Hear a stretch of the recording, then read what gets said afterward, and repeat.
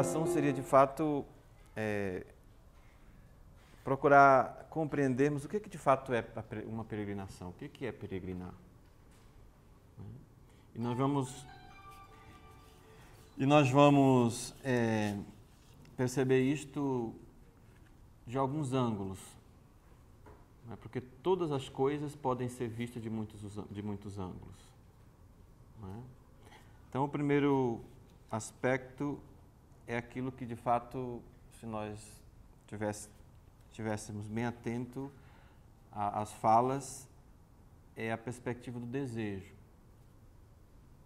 né?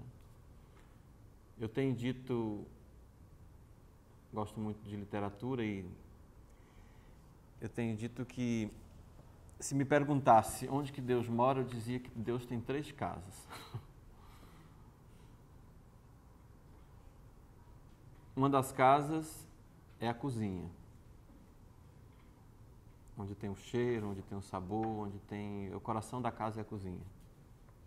Não é a cama do casal, é a cozinha. É o cheiro, o desejo, né? Então, uma das casas de Deus é a cozinha. Outra casa que eu diria que Deus tem é o coração do homem, que é terra desconhecida.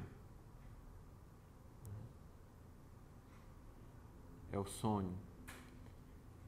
E outra casa é, sem dúvida, o desejo. Nós somos seres de desejo. Desejamos muitas coisas, né? Aí, na fala de vocês, já surgiu sonhos, vontades. Traduzindo tudo isso, tem uma palavra, desejo. Nós desejamos ir à Terra Santa, porque dentro de nós tem esta provocação que precisa encontrar uma resposta. Então, o primeiro ponto que nós vamos ver é a peregrinação do ponto de vista do desejo, do sonho, né? Então, passo a leitura do texto, depois, né, vamos aos outros ângulos. Outro ângulo é mais um ângulo histórico, né, e depois também um ângulo bíblico do aspecto da peregrinação. Então, peregrinos, o que significa isto? Num dia qualquer, numa das tantas peregrinações que já fiz, ou acompanhei no meu ministério sacerdotal, ocorreu-me de fazer a peregrinação pelos caminhos da Terra Santa. Era apenas uma ideia, como tantas que passam pelas nossas cabeças.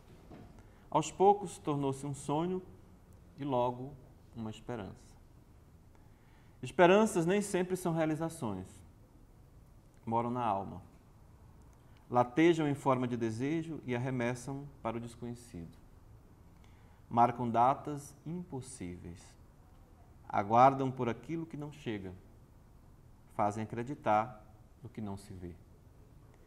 A peregrinação à Terra Santa poderia nunca acontecer, mas na vida, às vezes, quando menos se espera, contrariando previsões, as coisas acontecem.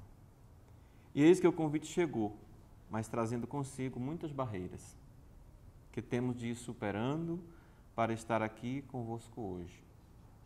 Desígnio ou destino? Convergência de oportunidades ou coincidência não intencional? Quantas perguntas temos sem nos responder? Caminho não é apenas estrada, caminho é itinerário. Nele há etapas mensuradas conforme a possibilidade e os limites de cada um. Cada etapa percorrida, uma meta alcançada. Também há um destino último, uma meta final. Em todo caminho, além de si, é preciso saber o que se leva e o que não se deve levar. Além do sonho, na mochila, é preciso o necessário. O que for a mais é precisão supérflua a ser abandonada. A vida é uma grande caminhada nesta terra.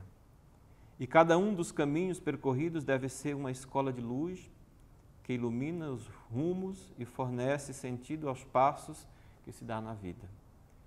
Pedro, apóstolo de Jesus Cristo aos peregrinos da dispersão no Ponto, Galácia, Capadócia, Ásia e Bitínia. 1 Pedro, capítulo 1, versículo 1. Pedro usa a palavra peregrino ou jornada ainda 2 vezes na sua carta. Esta palavra pode parecer simples, mas é extremamente profunda quando se trata do Evangelho. Muitas vezes passamos despercebidos por palavras fundamentais ao cristianismo, e são nelas que a profundidade de Jesus se expressa. O que você pensa quando ouve a palavra peregrino? Se você viveu dentro do romanismo, pode aliar este substantivo com procissão, peregrinação, como destino a uma caminhada de sacrifício.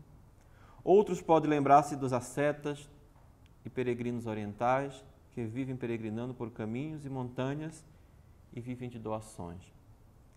Bem mais profundo que todos estes, que também não deixa de ter e de ser uma peregrinação, esta palavra tem uma conotação fantástica em Jesus. Todo o ministério de Jesus foi uma peregrinação. Foi peregrinando que ele escolheu os 12 apóstolos. Foi peregrinando que fez seus mais belos discursos. Fez os ouvidos do povo ouvir as mais profundas e belas palavras ditas por um homem. Fez curas milagrosas e ressuscitou mortos. Peregrinando, Jesus anda sobre o mar, liberta o possesso gadareno, cura a sogra de Pedro. Jesus não podia parar. Meu Pai trabalha e eu também. Vamos até Jerusalém. E chegando a um poço perto de Samaria. Já pensou se ele não tivesse ouvido do Pai que devia voltar para a Galileia e que deveria passar também em Samaria, naquele momento histórico, naquele dia e hora marcada? Ele precisava obedecer a Deus, pois uma mulher devia conhecer a água viva que Deus conspirou para que ela conhecesse. Se Jesus não tivesse seguido a direção do Pai, nós não teríamos um dos mais belos discursos já feitos na humanidade, se não o mais belo. A samaritana, pecadora, com o verbo gracioso, pecador e restaurador, segundo João, no capítulo 4. Peregrinar, para cada cristão, deve ser um imperativo. Aqui, para nós, é uma esperança e também uma herança que recebemos de Jesus Cristo. Ele ensinou que a vida é uma peregrinação em 2 sentidos. Primeiro, a vida é uma peregrinação no sentido espiritual, que de nunca pararmos de buscar novas experiências com Deus, de nunca nos fixarmos no mundo, criar no mundo tendas fixas, com os valores desta vida, como apego exagerado ao individualismo, à matéria e tantas outras coisas. Segundo, quando peregrinamos rumo ao céu, temos de ir deixando as paixões desta vida para trás, temos de ir nos desvencilhando do ódio, brigas, facções, idolatrias, orgulhos e outros. Somos cidadãos do céu e, como tais, temos de peregrinar com olhos nas coisas celestiais, que nos trazem paz e deixamos nossos lixos para trás nos acampamentos de onde saímos. Um companheiro indispensável do peregrino é o Espírito Santo. Deixar de ouvir o Espírito no caminho é fixar suas tendas, é não querer mudanças. Caros amigos, quem anda com o Espírito muda. Transformação é o que o Espírito opera naqueles que amam a Deus.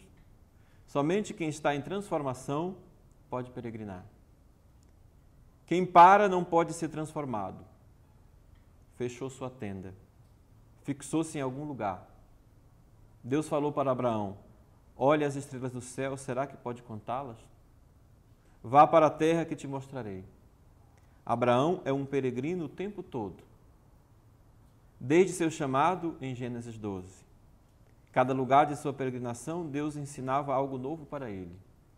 E na maioria dos lugares que passou, ele levantou um altar ao Deus que o chamou. E cada lugar tinha um nome apropriado ao que ele tinha aprendido. De onde você está, olhe para o norte, olhe para o sul. Gênesis 13, 14, 18. Deus fala com ele: olhe bem, percorra esta terra, isto é, peregrine. No fim do texto diz: então Abraão mudou seu acampamento. Muitos fixam suas tendas na unção que Deus deu para ele naquela época.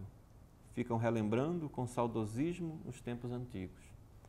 Ora, Quem é peregrino faz do agora o melhor tempo. Caminhos necessitam ser percorridos. Acampamentos necessitam ser mudados para que não paremos nossa jornada. Nós somos apenas peregrinos neste mundo. Não podemos fixar nossas tendas na fruição da vida ou nas moradas físicas deste mundo.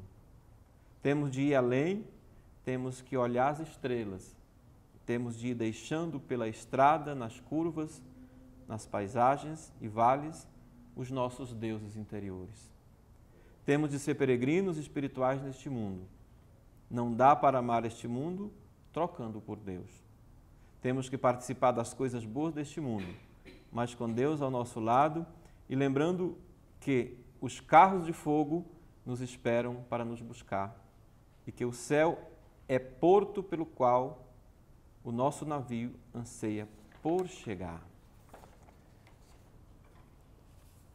Então agora um pouco este sentido, né, da peregrinação vista de um ponto de vista religioso, de um ponto de vista também histórico.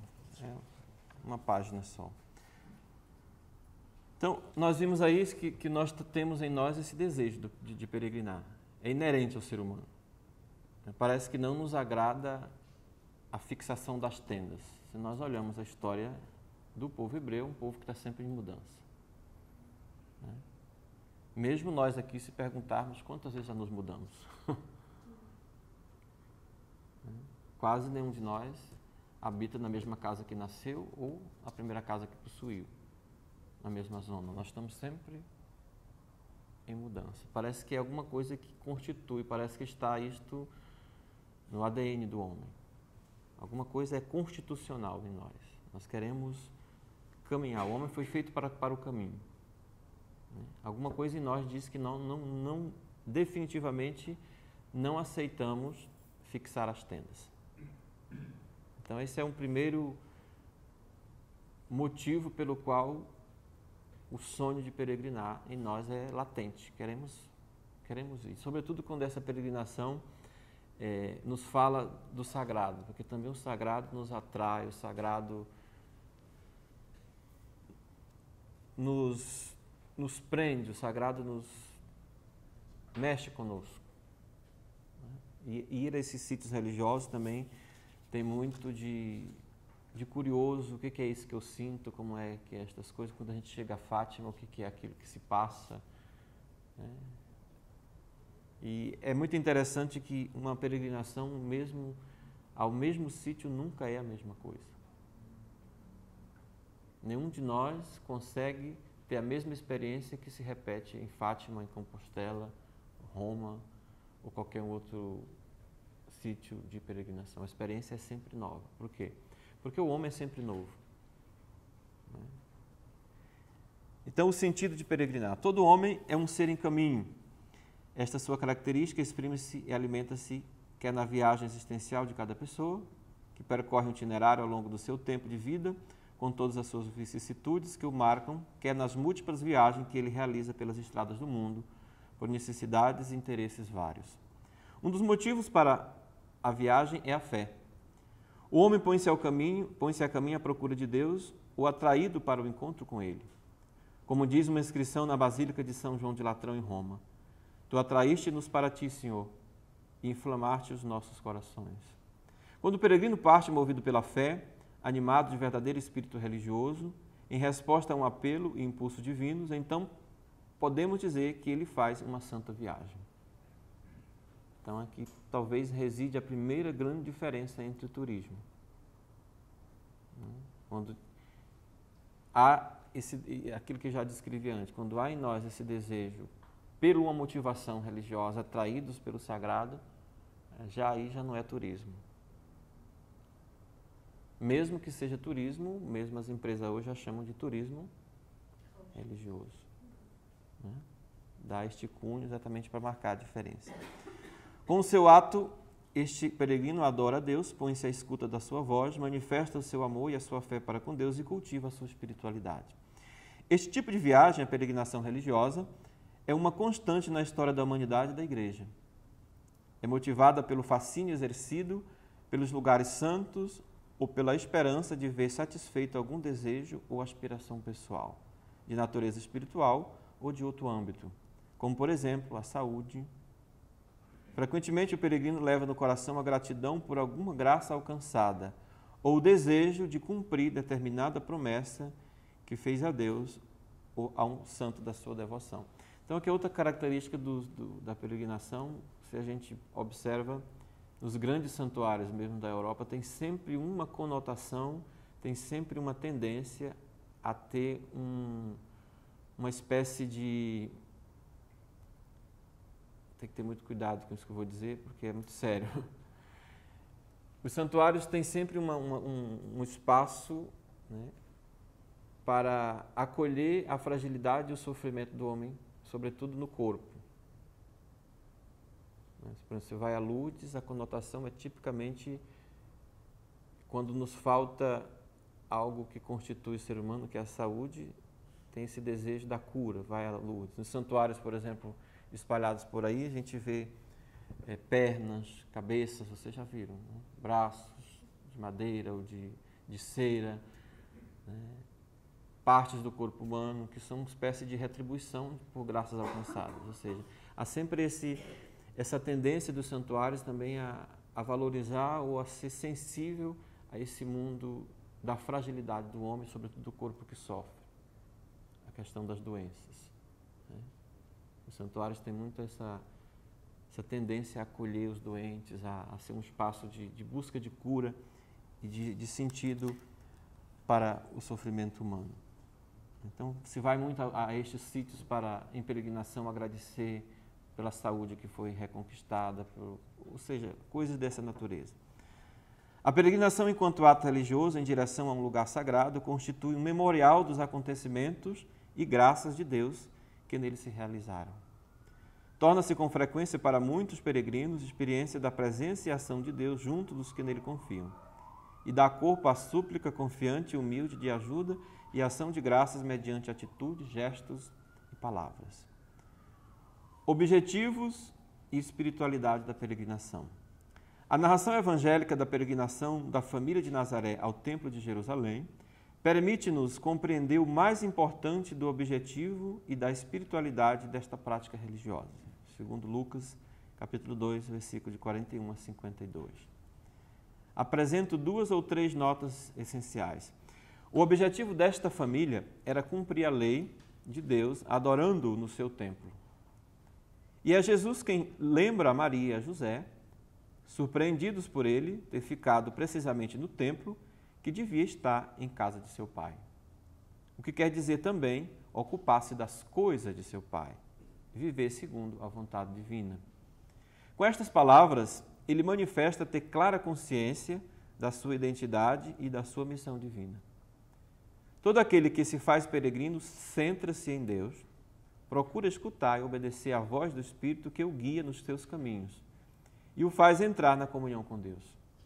E o fruto da peregrinação, semelhante ao que viveu Jesus, será o crescimento em sabedoria e graça diante de Deus e dos homens. A peregrinação é momento e parábola do caminho para a eternidade. Através dela se manifesta e se alimenta o desejo de Deus e da plenitude da vida que nele se encontra. O peregrino sabe que aqui na terra não temos morada permanente, segundo a carta aos Hebreus, capítulo 15, verso 14. Pelo que, independentemente da meta imediata do santuário, avança através do deserto da vida em direção ao céu, a verdadeira terra prometida. A sua pátria, a morada eterna. A experiência do caminho para o santuário aviva a consciência da transitoriedade da vida temporal e fortalece a esperança na vida eterna. Então, eu insisto que talvez esta é uma das sensibilidades mais próximas do peregrino. Quem peregrina, quem vai a Fátima, quem foi a Compostela, quem foi a qualquer outro santuário, sobretudo essas peregrinações quando são mais longas, quando essas peregrinações de fato são muito originárias, quando se vão a pé, aquelas coisas todas que nós já conhecemos, como se faz agora em torno de Fátima, no mês de maio, aquelas peregrinações que nós encontramos pelas estradas, aqueles grupos. Se a gente percebe ali, o sentimento mais original da peregrinação está ali. Né? Perceber que neste caminho, todo peregrino num dado momento, ele toma consciência que ele é transitório. Que definitivamente o homem é um ser em transição. Não somos eternos. E a peregrinação, a primeira grande recordação é esta. Tu és transitório. Tu passas. As curvas do caminho, as estradas apontam exatamente como que é a caminhada do homem. Uma origem, um fim. Então o caminho é meio. No seu percurso para o santuário e na experiência espiritual do lugar santo, o peregrino faz a sua caminhada de conversão. Então aqui, segundo aspecto. Né?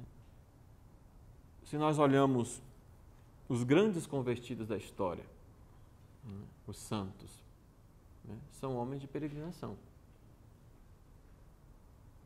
Né? Ou, quando se converte, a primeira experiência que fazem é a peregrinação. Né? Nós estamos aqui numa casa, como dito, religiosa. São João de Deus, que é um santo português pouquíssimo conhecido. É um homem peregrino. Sai daqui de Montemor Novo, com 8 anos. Não se sabe como, se foi raptado, se foi o que aconteceu na sua história. Eu sei que com entre 8 e 10 anos ele é levado do Alentejo para a Espanha. Né? Se faz escravo para ajudar uma família, é educado por uma família. Depois esse homem não tem sossego, vive em peregrinação, vai a Compostela, vai às guerras, vai aos lugares santos. Tem alguma coisa dentro dele que não o estabiliza. É assim com, por exemplo, o São Francisco de Assis. Francisco de Assis, quando descobre que o Cristo é o essencial, é um homem que não fixa as tendas, é um homem que começa a circular toda a Puglia, toda aquela região, vai aqui, vai ali, não se fixa, porque parece que dentro do convertido também borbulha algo de gratidão e que tem que ser feito numa experiência de peregrinação. E a peregrinação também, aqui como escrito, é uma experiência de conversão. Quantas pessoas se convertem ou retomam a paixão pelo sagrado, ou pela experiência de fé, de igreja, numa peregrinação? Muitas, se a gente for ver aí os depoimentos, os testemunhos de pessoas que foram a Lourdes, a Fátima, esses grupos, gente que diz, eu me converti indo a um santuário. No caminho, alguma coisa me tocou, algo me mexeu comigo, não posso mais ser o mesmo. É a grande decisão do peregrino, é que se confrontando consigo mesmo, toma essa decisão. Não posso definitivamente ser o mesmo. Parece que há uma obrigação ética de cunho muito aprofundado no interior do homem que toma essa decisão. Não posso ser o mesmo depois de fazer a experiência da peregrinação. E parece ter a ver com a própria palavra conversão, né? Metanoia do grego, significa mudança de rota, mudança de caminho. Parece que exatamente se peregrinar é fazer caminho, na peregrinação se experiencia com profundidade a metanoia, ou seja, não só o caminho físico, mas também eu que estou em caminho tenho que mudar minha estrada. É a experiência da conversão. O caminho exterior torna-se expressão e estímulo da busca interior, como muito bem o exprimiu o salmista peregrino de Jerusalém, que diz, como são amáveis as tuas moradas, ó Senhor do universo. A minha alma suspira e tem saudades dos átrios do Senhor. O meu coração e a minha alma e a minha carne cantam de alegria ao Deus vivo. Salmo 84. O peregrino toma consciência das suas fragilidades e culpas, medita sobre o significado profundo da vida e aquilo que nela é essencial e busca a luz e a libertação interior, que lhe permitam mudar de vida e corresponder à vocação e à graça da santidade. Algumas atitudes, gestos e práticas penitenciais ajudam a fazer este percurso espiritual. Então, assim, com poucas notas sobre esse dado mais antropológico, mais do dado religioso e da experiência mesmo humana em torno da peregrinação. Perguntas? Deu para acompanhar? Eu já lá estava. Já lá estava?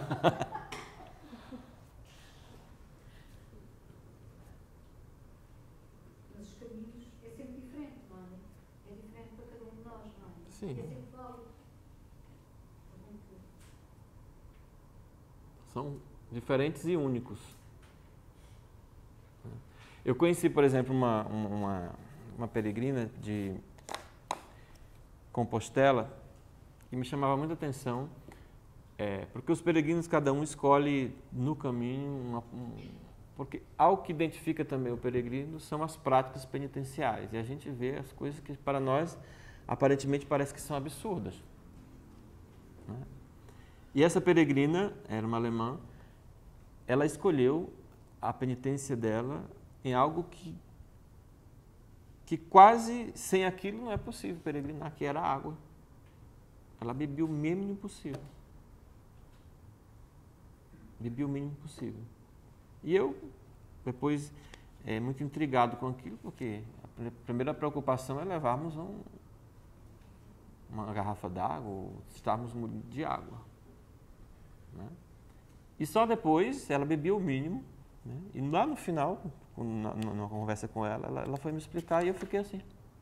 Tão óbvio era para ela, mas era absurdo para mim. Que vai nessa tônica do caminho, como o caminho pode ser diferente. O que ela queria dizer com isso? Ela queria dizer, ela disse assim, padre, eu tenho uma sede de Deus tão grande, eu não posso bebê-lo no caminho.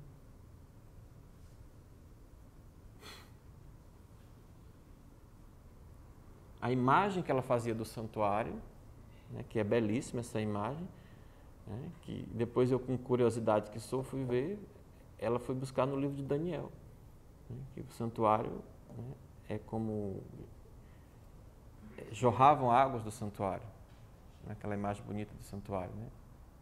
Os atos do Senhor são como rios de maravilha. Então ela dizia, eu tenho tanta sede de Deus que eu não vou bebê-lo pelo caminho.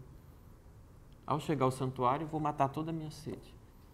E ela conseguia, no mínimo que tomava de água, conseguia se manter. Quer dizer, há aí uma presença também da graça, que Deus não abandona o peregrino. Né? Falou em água, então vamos tomar água. Diga. Só dizer uma coisa. Eu já fui a Santiago, a porta de saída dos peregrinos. Agora, durante os anos, não conheci porque a porta de entrada, a porta teve obras e, portanto, se podia entrar mas normalmente entra-se pela porta principal e depois sai-se por uma porta lateral que está por uma praça. E essa porta lateral tem o alfa e o ômega em posições diversas. Inverteram-se. Porquê? Porque o princípio passou a ser o fim e o fim passou a ser o princípio. A chegada de uma peregrinação só faz sentido se ir para a frente de uma vida nova. Portanto, a porta do peregrino, que é a porta de saída, tem o alfa e o ômega incluídos. E este é o grande sentido que uma peregrinação tem para mim. Quer dizer, de facto, se eu não fizer uma peregrinação e se não tiver mudado nada na minha vida para melhor, em direção a Deus, então foi um passeio, pode não ter feito mal, mas não fez também. Mas foi um passeio, foi uma peregrinação. Se eu não conseguir realmente mudar alguma coisa em mim. Ainda só uma nota para ajudar também nesse sentido do que ele disse. O Papa Francisco, quando veio a Fátima, não sei se vocês lembram aquelas insistências. Primeiro houve toda uma retardação se ele vinha ou não vinha. Foi quase, os bispos ficaram aflitos, como é que vai ser? Faltava pouco tempo e não se confirmava aquela viagem, se vem ou não vem. Definitivamente vem. Né? E depois, os pormenores das coisas da igreja, que muita gente não sabe, disseram que ele disse assim, eu vou a Fátima, mas eu só vou se for como peregrino. Aí, depois que se entende por que ele não veio a Lisboa. Exatamente para não ter nenhuma relação estatal. Mas o que mais me chamou a atenção é que um colega que trabalha lá nesse departamento das viagens do Papa disse que aquele gesto que o Papa Francisco fez no dia 13, em Fátima, no dia 12, à noite, né, que ninguém entendeu, era algo que ele já tinha pensado para justificar por que ele veio como peregrino. Não sei se vocês lembram, né, mas lá no início da esplanada do santuário, lá perto da estátua do João Paulo II, até chegar à Capelinha das Aparições, estava previsto no programa que ele vinha no Papamóvel. Ele veio a pé. Lembram dessa cena bonita? E dizem depois, os bastidores dizem que esta foi a decisão que ele tomou para oficializar, porque ele diz, peregrino não vai de carro. Bonito, né?